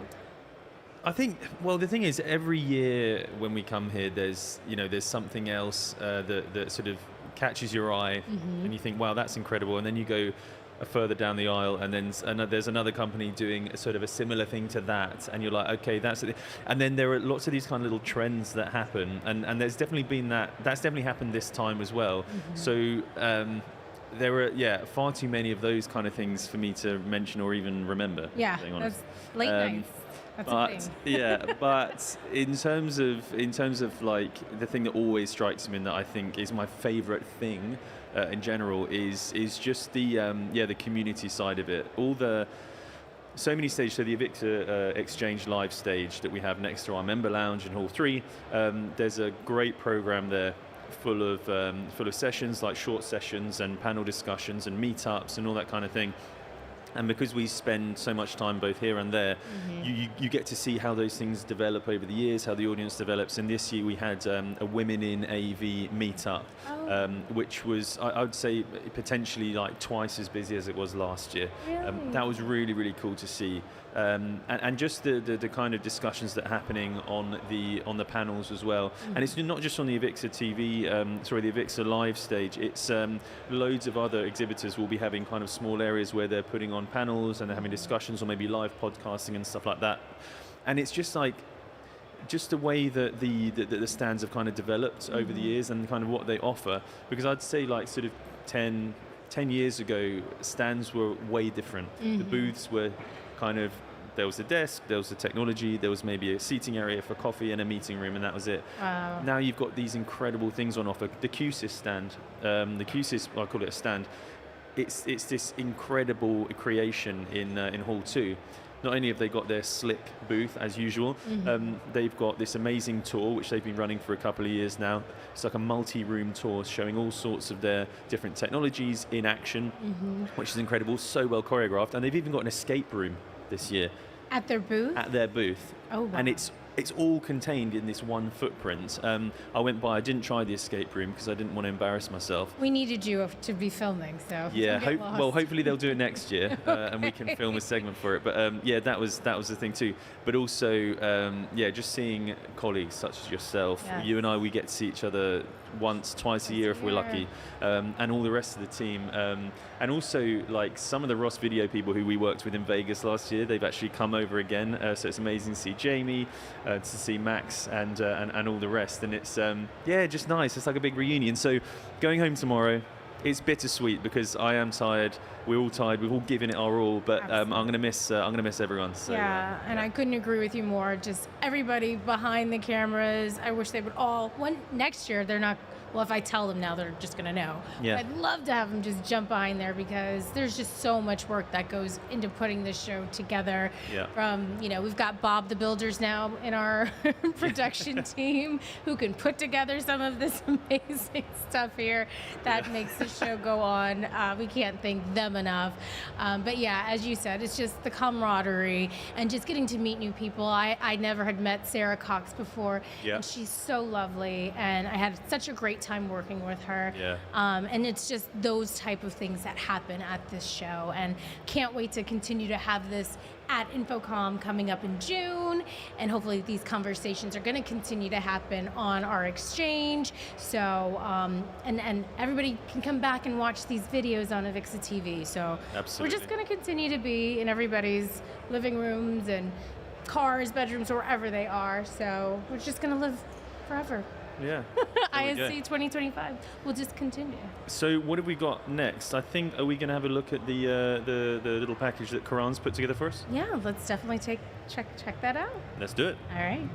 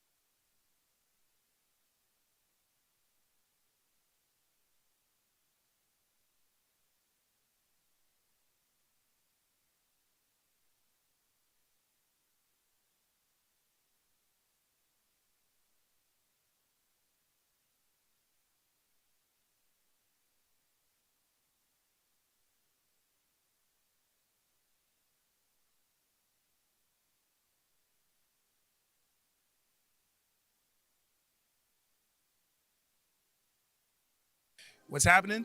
This is your boy Karan from AVIXA. This is Fit Check, and we are in Barcelona.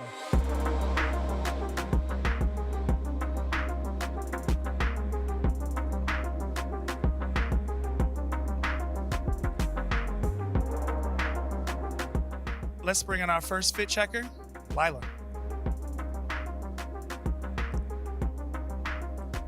Absolutely fabulous. Hi. How are you doing? Oh, I'm absolutely fabulous. We're in Barcelona, hence the sunnies. Oh, put them away. Looking very good. And let me tell us about your fit. So, my fit is green, as you can see, with a lot of sparkle on it. And it's because I'm all about sustainability. And that's what it's about this year. And I always make an effort. Everything is Danish design, earrings, dress, and it's about making an effort. Always overdress. Don't underdress. It's a brand. This is my profile. So that's it. I like that. Always overdress, never underdress. I'm loving the bag.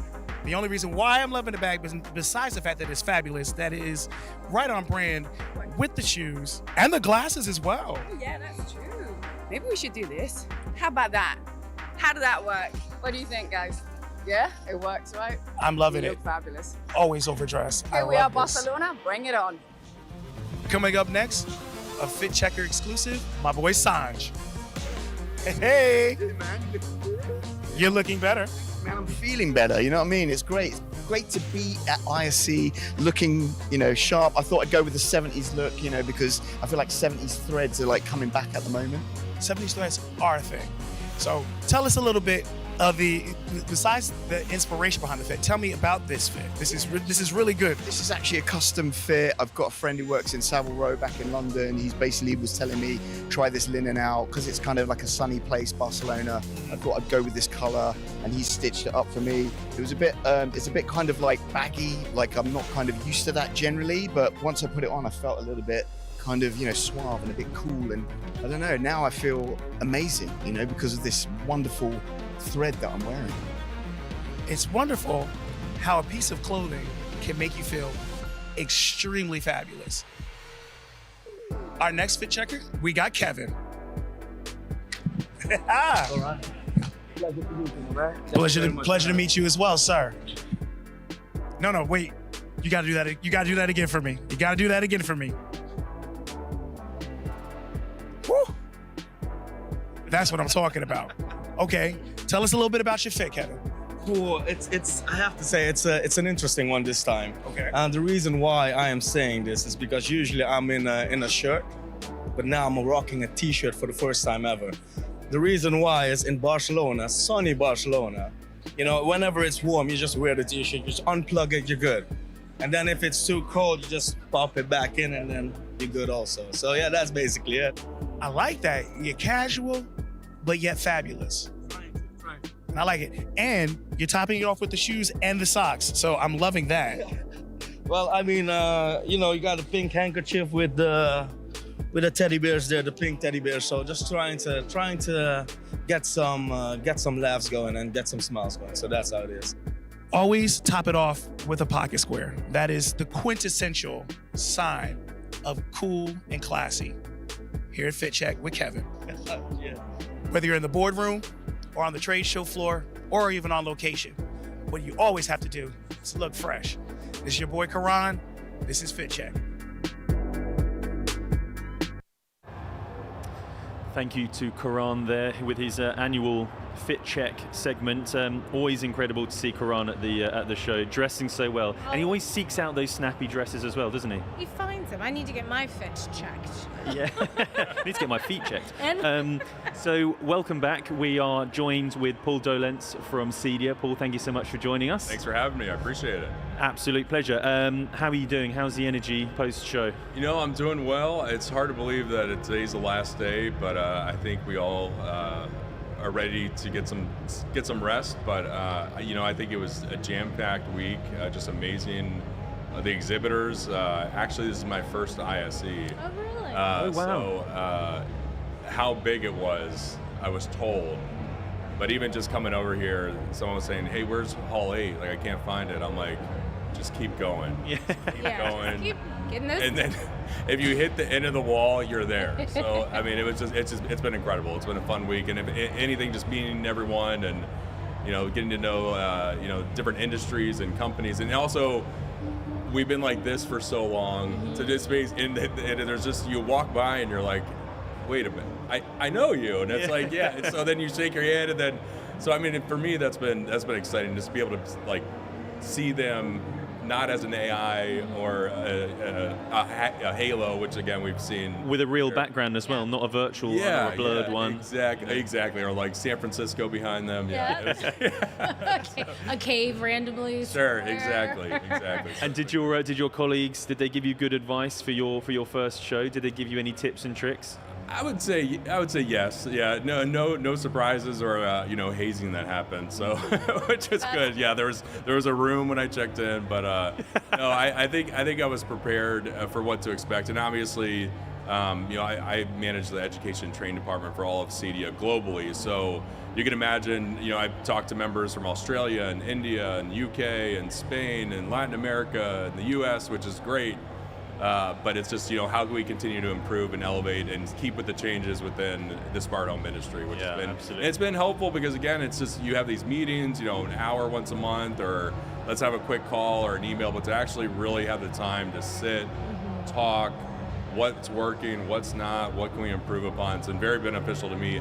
And then just to see all the technology with the manufacturers of like, this is what I'm talking about, and this is what it looks like. So it's been very helpful to kind of piece it all together and bring it all under one bracket. Yeah, good stuff. Absolutely, yes. And there's just so much going on, and still so much going on around us. Exactly. The excitement never stops. Exactly. But yeah, you were mentioning like how it's so great just to see so many people, and for such a large show, it's so interesting, at least to me. Like you still see the people like, wait a minute, like it's a large show, but sometimes it feels so small. Exactly. I didn't think I'd like run into this person or that Exactly. person. Exactly, for sure. So I want to know just what are some of your favorite highlights of the show so far? Sure. So highlights for me, I would say, we hear about AI all the time, but like actually to see the companies and show it in real time. Like, you're able to say something over an AI will be able to like bring back what you're asking. So, it's, I looked at a session of, what's the cheapest way to get from London to Barcelona? And then the AI could say, it gives you everything that's explaining what it is, but then it will list it out of, you can fly, you can take a train, which being in the States, I was like, I didn't realize you take a train from London to Spain. So, or drive. And so it was all these things, but like just to be able to see that we've come so far where, I just think AI was, like a Google search, but to see all that in real time. Obviously, I think it just in this hall, it's like, the Jetsons in here, like the drones and the robots and, just seeing where things are evolving. And I will say, like in the smart home industry and for CEDIA, I think we're also trying to look at like robotics. I think it's coming into the home. That it's here, it's coming. So just to be able to see all this, and again, like we've talked about, in the past, but to be able to see it. This is what it looks like. This is what the capabilities are. Have been very interesting. And then just like different enhancements, like seeing enhancements in lighting and shades, and Lutron. I went in their little demo, and just we're trying to mimic the 24 hours of a day and the lights, and here's how it gets brighter and lighter in the shades, and then the shades are going down. And you're thinking like, oh, that's nice. You can still see. And there's another layer to like black it out, and it's like, wow, like what just happened? Yeah. So. Again, just to see all that and where things are evolving, it's been incredible. Yeah, there's nothing like actually being here and like seeing it in front of you versus like, just on Yeah, the Lutron stuff's really cool. I've had the pleasure of visiting their showroom that they have in London, and they've got that whole kind of like demo thing going on, and just all the science behind it as well, all the research behind sort of fatigue that can happen with the wrong lighting and the different colors of lighting and all that stuff is really interesting. So yeah, good to see that they're bringing it to the show and being able to demonstrate it. In terms of like the sort of post-pandemic recovery for ISE, I mean, it's been astonishing, like how quickly it's come back. Did you ever think that it would have rebounded this quickly and that we would be where we are now in 2025? Yeah, I mean, that's a great question. I mean, honestly, personally, I'm not surprised. Like, I'm actually, because we've all been in home and we've been, I wish we could do this. Man, I'm stuck here. Or like, there's got to be something to think smarter and easier. And I feel like there's been such a rapid shift in like, technology is always changing, but I just feel like if anything, I feel like COVID sped it up a little bit, if that is even a real thing. But I think because of that, everyone's so eager to show, like, this is what I was thinking, this is what I'm working on, this is what would make life easier. And I think we're all just excited to get here. And then, earlier I heard you talking about just like networking. I think we all kind of went a little crazy of just being able to say, like, I want to see my friends from around the globe, and like, let's come to Barcelona, and how are you doing? How are things? What's new? So I think, it was the networking personal piece, but I just think the technology has grown so fast. And then just, one sector like lighting. I mean, lighting is just, new lighting's coming out, LED, and I was hearing, we need to change LED to be smarter and better, and it's like, what? I thought this was the latest and greatest lighting that you can buy. So even that, it's like there's always making changes and evolving. And so, I'm happy ISE has come back, but I'm not surprised, because I think there was such a hunger to show what we've been doing and what manufacturers have been doing, and just in general, what are people thinking? What's on your mind? Where do you think things are going? What's the trend? To be able to like have a platform to share that, I think has been very good. And that leads quite nicely into the next thing I wanted to ask, which is about that evolution of conversations, because I think last year it was very much top of mind were conversations around AI, trends around sustainability, workforce development as well.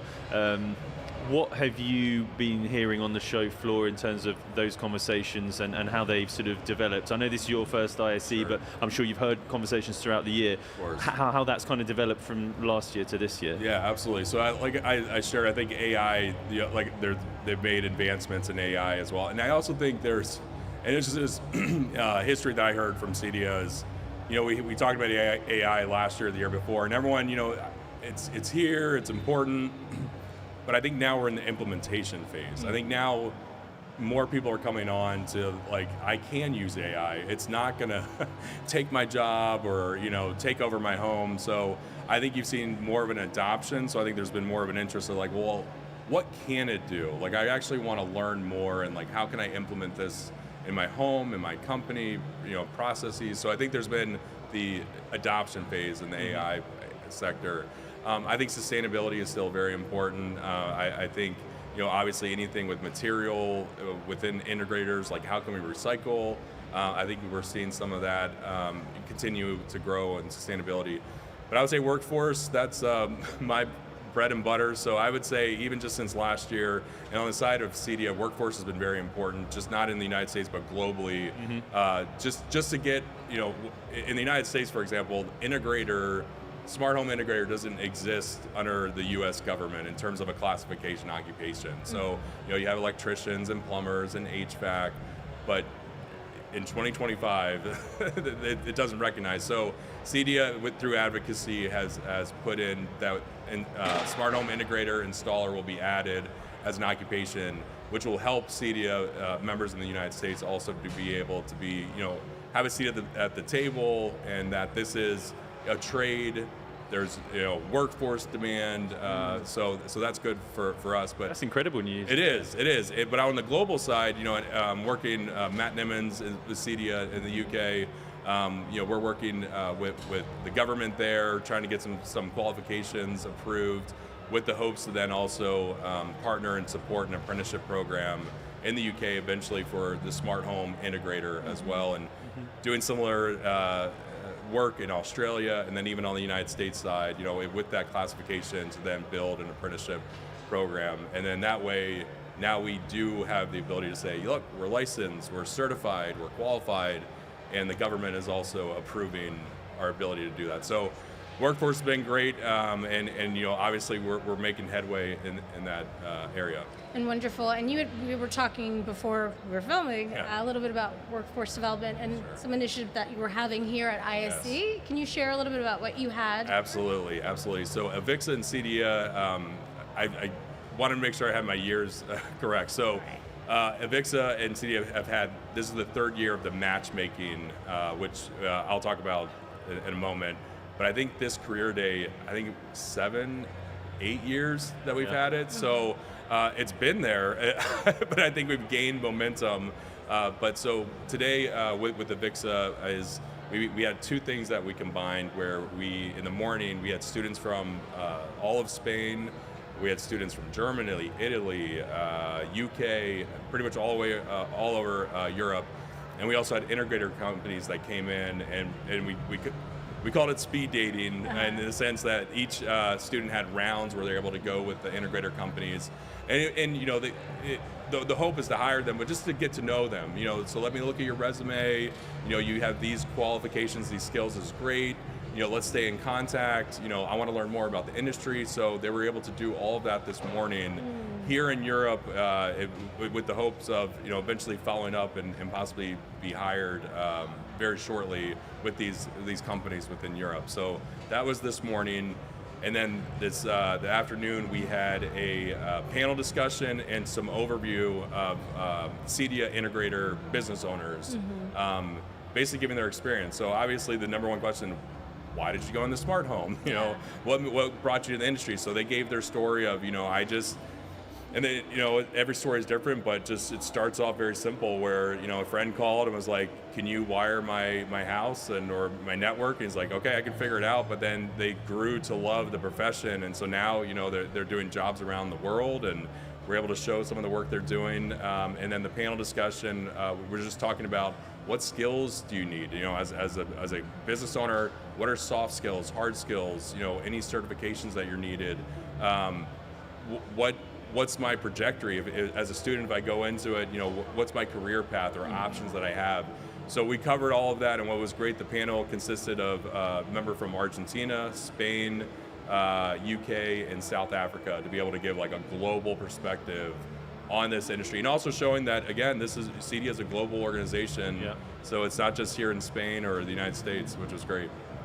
I love the I love the stuff you're saying about the career, the speed dating matchmaking events as well, because I think obviously from an employer's point of view, it's fantastic. They can just get in there and you know, get in front of like 10, 15, 20 students, potential candidates. You know, in the real world, that's taking weeks to interview that many people, and it's a real big thing. But I think also for the students, a lot of these people are, you know, they come to the end of their studies. They may not have ever really kind of properly interviewed for a career role before. So to give them that opportunity, that exposure, and just kind of relieve the pressure slightly, I think is really good. The psychology of it is really is really important, because it's like, okay, I've got 10, 12 chances at this, and so when they do maybe go into a more formal setting, they've been through it, they know what to expect, and they've kind of been exposed to it. Yeah, absolutely. Yeah, I think it's very cool. Wonderful. Well, I can't thank you enough so much. We really appreciate all that you're doing, and this has been a pleasure to have you sitting down with us today. Absolutely. Thank you so much. I'll see you next year. Definitely. Yeah. Sounds good. Yes. All right, thanks a lot. Enjoy Barcelona. Yes, thank you. Wonderful. Adios. Wonderful. Well, Ben, I think we had a really great ISE and AVIXA TV and Backstage Pass, and just a great show overall. What do you think? I agree. Looking forward to doing it again next year. Absolutely. But for now, that's it for Backstage Pass for a while. Just for a little bit. Yeah. Just for a little bit, until we get closer to InfoComm, which is right around the corner. So yeah, keep your eyes and ears peeled for more info and when we're going to be back. But until then, thank you so much to all of our guests this whole week. Absolutely. Thank you, Paul, for joining us, and Sam, thank you too. And we'll see everyone on the next one. Wonderful. See you, everyone, and this is us at Backstage Pass. Bye. Bye.